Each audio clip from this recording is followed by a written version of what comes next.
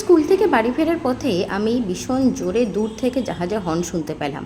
হর্নটা শুনতে পেয়ে আমি ভাবলাম বিশাল বড় জাহাজ যাচ্ছে, তার জন্য আমি কী করলাম, বাড়ির রাস্তাটা চেঞ্জ করে সোজা চলে এলাম নদীর ধারে। নদীর ধারে ভাগ্যিস এসেছিলাম, এসেই দেখি মেলার মাঠে জল উঠে গেছে।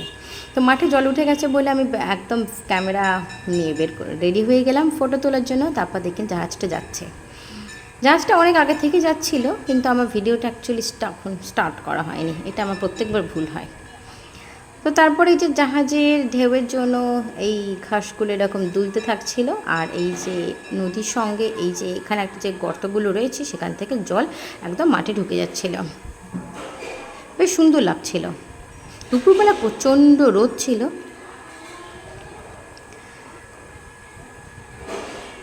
আজকে মেলার মাঠে প্রচুর ভিড় ছিল। আসলে সামনে রান্না পুজো আসছে, তো রান্না পুজোর জন্য অনেক সবাই কী করে, গঙ্গা স্নান করতে আসে, গঙ্গা জল কাজে লাগে তার জন্য। তাই প্রচুর লোক এখানে স্নান করতে এসেছিলো, বেশ ভালোই লাগছিল, বেশ জমজমাটে ছিল।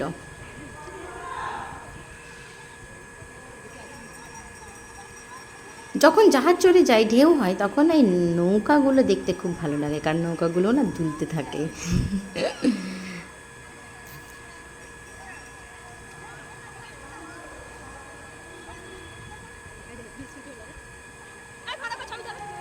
আমি কোনোভাবে চেষ্টা করেছি পুরো আর কি দৃশ্যটাকে ক্যামেরাবন্দি করার জন্য, সেটাই আর কি করেছি। এই যে নৌকাগুলো যাচ্ছে,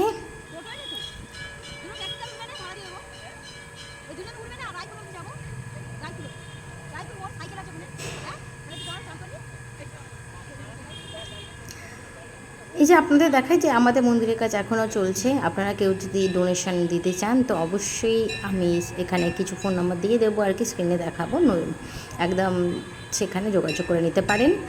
আর এখন মেলার মাঠে আসার জন্য আপনাদের সবাইকে মিষ্টি বাতাসে এসব কিনতে হয় না, কারণ দেখেছি যে কোনো ওকেশনে মোট কথা এই সমস্ত আর কি পাশাপাশি লোকজন বাতাসা, সন্দেশ আরও পুজোর যে সমস্ত সামগ্রী থাকে সেগুলো নিয়ে আর কি বসে পড়েন বিক্রি করার জন্য।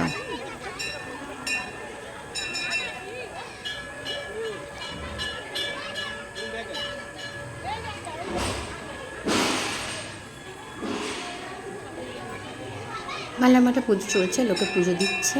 নর্মালি দুপুরবেলায় মেলার গেট বন্ধ থাকে, কারণ লোক তখন ঠাকুরের বিশ্রামের সময় হয়।